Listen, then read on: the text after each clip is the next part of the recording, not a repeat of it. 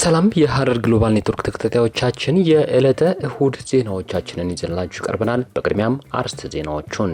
በኢትዮጵያ የትንባሆ ምርቶች ስዕላዊ የጤና ማስታወቂያ በሀገራዊ ምስሎች እንዲተኩ ስራ መጀመሩ ተገለጸ። በሚስ ወርልድ የቁንጅና ውድድር ኢትዮጵያዊቷ ሀሴት ደረጀ ሁለተኛ ደረጃን በመያዝ አጠናቀቀች። ቻይና በታይዋንና በዩክሬን መካከል የሚደረገውን ንጽጽር እንደማትቀበለው አስታወቀች። ኢትዮጵያ ውስጥ በዝንጀሮ ፈንጣጣ ኤምፖክስ ከተያዙ ሰዎች የአንዱ ሕይወት ማለፉን የጤና ሚኒስቴር አስታወቀ። ሳውዲ አረቢያ ኢትዮጵያን ጨምሮ በ14 ሀገራት ላይ የቪዛ እገዳ ጣለች። ታጋቾችን ለመመለስ የተስማማው ሐማስ አሜሪካ ያቀረበችውን የተኩስ አቁም ሐሳብ እንዲሻሻል ጠየቀ። የሚሉት የዛሬ ዜናዎቻችን ናቸው። እንደተለመደው ላይክ፣ ሼር፣ ሰብስክራይብ በማድረግ መረጃዎቹን ለወዳጅ ዘመዶ እንዲደርሱ ያድርጉ።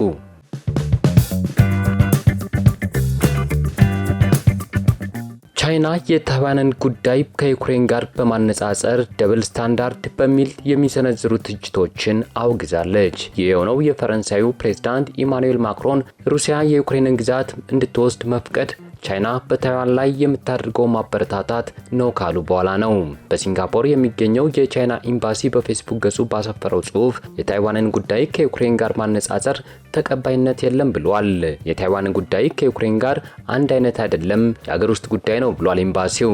ስማቸው ሳይጠቀስ ከማክሮን ፎቶ ጋር አያይዞ ባሰፈረው ጽሑፍ የታይዋን መንግስት በበኩሉ የታይዋን የወደፊት እጣ ፈንታ የሚወሰነው የታይዋን ሕዝብ ነው ይላል። የአሜሪካ መከላከያ ሚኒስትር ፒት ሄግሴት ቻይና በታይዋን ላይ ማንኛውም አይነት ጥቃት ብትፈጽም ከባድ የሆነ ዓለም አቀፍ መዘዝ እንደሚከተላት አስጠንቅቀዋል።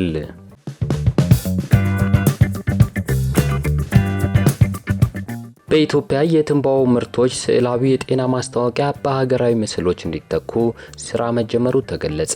በኢትዮጵያ የትንባሆ ምርቶች ስዕላዊ የጤና ማስታወቂያ በሀገራዊ ምስሎች እንዲተኩ ከጥቁር አንበሳ ሆስፒታልና ሌሎችም ድርጅቶች ጋር የመግባቢያ ሰነድ በመፈራረም ስራ መጀመሩን ማቴዎስ ወንዱ የኢትዮጵያ ካንሰር ማህበር አስታውቋል።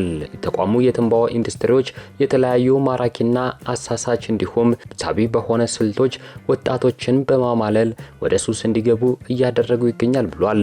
ይህንን ለማስቀረትም በአሁኑ ሰዓት የፌዴራልና የክልል የትንባሆ ቁጥጥር ማስፈጸሚያ መመሪያና ደንቦች እንዲጸድቁና እንዲተገበሩ እየተሰራ መሆኑን የተቋሙ ፕሮግራም ዳይሬክተር አቶ ዘላለም መንግስቱ ተናግረዋል። ከዚህም ባለፈ ከኢትዮጵያ ምግብና መድኃኒት ባለስልጣን ጋር በመተባበር የትንባሆ ቁጥጥር ስራዎችን ለማጠናከር ይቻል ዘንድ ከሁሉም ሚኒስቴር መስሪያ ቤቶች ጋር የመግባቢያ ሰነድ ለመፈራረም የሰነድ ዝግጅት ስራው መጠናቀቁን ጠቁመዋል። ከዚህም ባለፈ ከኢትዮጵያ ምግብና መድኃኒት ባለስልጣን ጋር በመተባበር የትንባሆ ቁጥጥር ስራዎችን ለማጠናከር ይቻል ዘንድ ከሁሉም ሚኒስቴር መስሪያ ቤቶች ጋር የመግባቢያ ሰነድ ለመፈራረም የሰነድ ዝግጅት ስራው መጠናቀቁን ጠቁመዋል። በተለይም ተቋሙ ከጤና ሚኒስቴር ከኢትዮጵያ ምግብና መድኃኒት ባለስልጣንና ከአጋር ድርጅቶች ባገኘው ድጋፍ ከሌሎች ጋር ተቀናጅቶ በመስራቱ ኢትዮጵያ በአፍሪካ አህጉር እጅግ ጥብቅ የተባለ ሕግ በትንባሆና በአልኮል መጠጥ ላይ እንድታወጣ የበኩሉን አስተዋጽኦ ማድረጉን ገልጸዋል። ነገር ግን የትንባሆ ኢንዱስትሪዎች ወጣቶችን ሱስ ለማስያዝ የተለያዩ አማላይ ስልቶችን በቴክኖሎጂ አማራጮች እየተጠቀሙ በመሆኑ በትኩረት መስራት ይገባል ብሏል። በኢትዮጵያ ከ8 ዓመት በፊት የተጠና ጥናት የትንባሆ ተጠቃሚዎች ቁጥር 5% የነበረ ሲሆን ከአንድ ዓመት በፊት በተጠና ተመሳሳይ ጥናት የተጠቃሚዎች ቁጥር ወደ 4.16% ዝቅ ማለቱ ስለተረጋገጠ የኢትዮጵያ ምግብና መድኃኒት ባለስልጣን ማስታወቁ ይታወሳል። በዚሁ ጥናት መሰረትም 1.2% የነበረው የሴት ትንባሆ አጫሾች ቁጥር ወደ 0.4% ዝቅ ማለቱ ተናግሯል።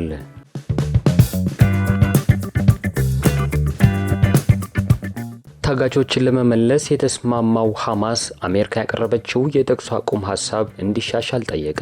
ሐማስ እንዳለው ምላሹን የፕሬዝዳንት ዶናልድ ትራምፕ የመካከለኛው ምስራቅ ልዩ መልእክተኛ ለሆኑት ስቲቭ ዊትኮፍ ማድረሱ ተነግሯል። ዊትኮፍ በለቀቁት መግለጫ ሐማስ ለዩናይትድ ስቴትስ የላከው ምላሽ ተቀብያለሁ፣ በፍጹም ተቀባይነት የሌለውና ወደ ኋላ የሚጎትት ነው። ሐማስ እኛ ያቀረብነውን ረቂቅ ተቀብሎ በያዝነው ሳምንት ንግግር መጀመር እንችላለን ብሏል። በሚቀጥሉት ቀናት የ60 ቀናት የተኩስ አቁም ልንደርስ የምንችለው በዚህ መንገድ ብቻ ነው ብሏል። የእስራኤሉ ጠቅላይ ሚኒስትር ቤንያሚን ኔታንያሁ ቢሮ በለቀቀው መግለጫ ደግሞ እስራኤል ዊትኮፍ ያቀረቡትን ሐሳብ ብትቀበልም ሐማስ አሁንም እንደማይቀበለው እያስታወቀ ነው ብሏል። በዩናይትድ ስቴትስ፣ ዩናይትድ ኪንግደም እና አውሮፓ ህብረት ሽብርተኛ ቡድን ተብሎ የተፈረጀው ሐማስ እስራኤል ሙሉ በሙሉ ከጋዛ እንድትወጣና ቋሚ የተኩስ አቁም እንዲደረግ ይጠይቃል። ቡድኑ አክሎም እርዳታ ወደ ጋዛ ሰርጥ ያለ ጥፋት እንዲገባ ጠይቆ 10 በህይወት ያሉና 18 የሞቱ ታጋቾችን እንደሚለቅ በምትኩ በስምምነት የፊልስጤም እስረኞችን እንደሚቀበል አስታውቋል። 2.2 ሚሊዮን ገደማ ፊልስጤማውያን በጣም ከባድ በሆነ ሁኔታ ውስጥ ይገኛሉ። ሐማስ አሜሪካ ያቀረበችውን ሐሳብ የማይቀበል ከሆነ የሚደርስበት ጫናም እንደሚጠነክር ይጠበቃል። ሐማስ አሁን በአሜሪካ የቀረበውን ረቂቅ ስምምነት የማይቀበል ከሆነ እስራኤል በጋዛ የምታደርገውን ወታደራዊ እርምጃ አጠናክራ እንደምትቀጥል አስታውቃለች። ቡድኑ አሁን ባለበት ሁኔታ የእስራኤልን ጥቃት መቋቋም እንደሚሳነው እየተነገረ ይገኛል።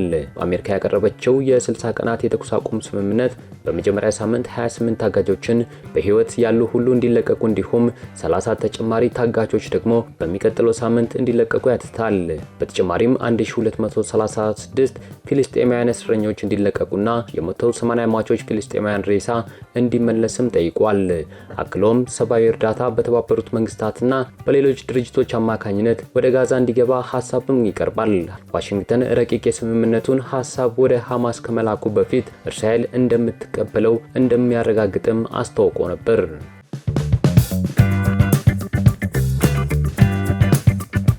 ሳውዲ አረቢያ ኢትዮጵያን ጨምሮ በ14 ሀገራት ላይ የቪዛ እገዳ ጣለች። ሳውዲ አረቢያ በድምሩ በ14 ሀገር ዜጎች ላይ የብሎክ ቪዛ ማውጣትን በጊዜያዊነት ማገዷን አስታውቃለች። ከነዚህ ሀገራት መካከል ኢትዮጵያን ጨምሮ የሰባት አፍሪካ ሀገራትም ይገኙበታል። ይህ የቪዛ እገዳ አዲስ የጊዜያዊ የስራ ቪዛ ማመልከቻዎችንና በመጠባበቅ ላይ ያሉትን የሚመለከት ነው የተባለ ሲሆን በውጭ ዜጎች የስራ ኃይል የተመሰረቱ የሳውዲ አረቢያ ዘርፎችንም እንደሚጎዳ ተገልጿል። በእገዳው ሰለባ ሆነዋል ከተባሉት የአፍሪካ ሀገራት መካከል ኢትዮጵያ፣ ግብጽ፣ ናይጄሪያ፣ አልጄሪያ፣ ሱዳን፣ ቱኒዚያና ሞሮኮም ይገኙበታል። ከዚህ በተጨማሪ ኢንዶኔዥያ፣ ኢራቅ፣ ዮርዳኖስ፣ የመን፣ ህንድና ፓኪስታን፣ ባንግላዴሽም ይገኙበታል። እነዚህ ሀገራት ከሳውዲ አረቢያ ከፍተኛ የሰው ኃይል ፍሰትና የገንዘብ ዝውውር ስለሚያገኙ እገዳው ከፍተኛ ኢኮኖሚያዊ ጫና ሊያስከትል እንደሚችል ተዘግቧል። የብሎክ ቪዛ የሳውዲ አረቢያ ቀጣሪዎች ቀድሞ በተፈቀደላቸው ኮታ የውጭ ሰራተኞችን እንደሚቀጥሩ የሚያስችል ነው። የሳውዲ አረቢያ መንግስት የቪዛ እገዳውን የጣለበትን ዝርዝር ምክንያት ባይገልጽም ይህ እርምጃ በሚሊዮኖች የሚቆጠሩ ሰራተኞችን እጣ ፈንታ አጣብቂኝ ውስጥ ሊጥል እንደሚችል ተዘግቧል።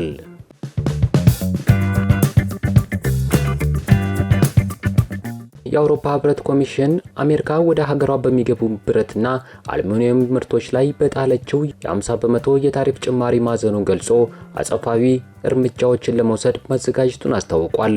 የአውሮፓ ህብረት ኮሚሽን ቃል አቀባይ በሰጡት መግለጫ አሜሪካ በብረትና አሉሚኒየም ምርቶች ላይ የጣለችውን ታሪፍ ከ25 በመቶ ወደ 50 በመቶ በመጨመሯ በጣም አዝነናል ብለዋል። ቃል አቀባዩ ይህ ውሳኔ የዓለም አቀፉን ኢኮኖሚ ለማረጋጋት የሚያባብስ ብሎም ሁለቱንም ወገን ለወጪ የሚዳርግ መሆኑን ጠቁመዋል። እንዲሁም ጭማሪው በህብረቱና በአሜሪካ መካከል በታሪፍ ዙሪያ ስምምነት ላይ ለመድረስ የሚደረገውን ጥረት የሚያስተጓጉል መሆኑን ጠቁመዋል። የአሜሪካን ውሳኔ ተከትሎ የአውሮፓ ህብረት ለቀጣይ ድርድር ሁኔታዎችን ለማመቻቸት የሚያደርገውን እርምጃ ማቆሙን ቃል አቀባዩ አያይዘው ገልጸዋል። የአሜሪካው ፕሬዝዳንት ዶናልድ ትራምፕ ወደ ሀገር ውስጥ በሚገቡ ብረታ ብረትና አልሙኒየም ምርቶች ላይ የጣሉት ታሪፍ ከ25 በመቶ ወደ 50 በመቶ በእጥፍ ለማሳደግ ማቀዳቸው የዓለም የንግድ ጦርነትን ዳግም እያፋፋመ መሆኑን ሮይተርስ ዘግቧል።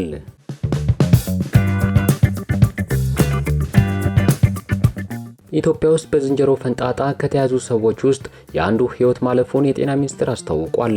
በበሽታው መያዛቸው የተረጋገጠ ሰዎች ብዛትም 6 ደርሷል። ጤና ሚኒስቴርና የኢትዮጵያ ህብረት ጤና ኢንስቲትዩት የኢምፖክስ በሽታ ወደ ኢትዮጵያ መግባቱን ያስታወቁት ባሳለፍነው ሳምንት እሁድ ግንቦት 17 ነበር። በበሽታው የተያዙት የመጀመሪያዎቹ ሰዎች የተገኙት ከኬንያ ጋር በምትጎራበተው ሞያሌ ከተማ አስተዳደር እንደነበርም ተገልጿል። በበሽታው የተያዙት የ21 ቀን ዕድሜ ያለው ህፃን ልጅና እናቱ እንደሆኑ ሁለቱ ተቋማት ባወጡት መግለጫ አስታውቀው ነበር።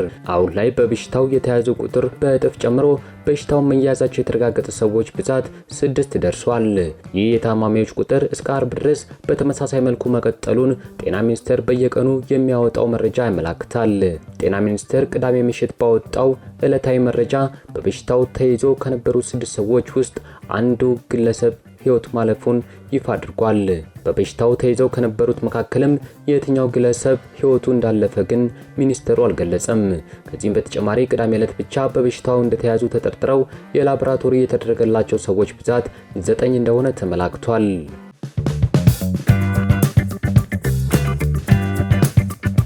በሚስ ወርልድ የቁንጅና ውድድር ኢትዮጵያዊቷ ሀሴት ደረጀ ሁለተኛ ደረጃን በመያዝ አጠናቀቀች። በህንድ በተካሄደው 72ኛው ሚስ ወርልድ የቁንጅና ውድድር ኢትዮጵያን የወከለችው ሀሴት ደረጀ ሁለተኛ ደረጃን ይዛ አጠናቃለች። ሀሴት ደረጀ ከአፍሪካ ቀዳሚ በመሆን ነው ለፍጻሜ ውድድር የደረሰችው።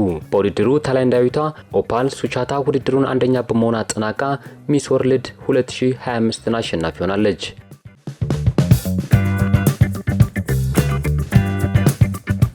እስካሁን ስትከታተሉት የነበሩት መረጃዎች እዚህ ላይ ያበቃሉ። እንደተለመደው ላይክ፣ ሼር፣ ሰብስክራይብ በማድረግ መረጃዎቹ እንዲደርሱ ያድርጉ።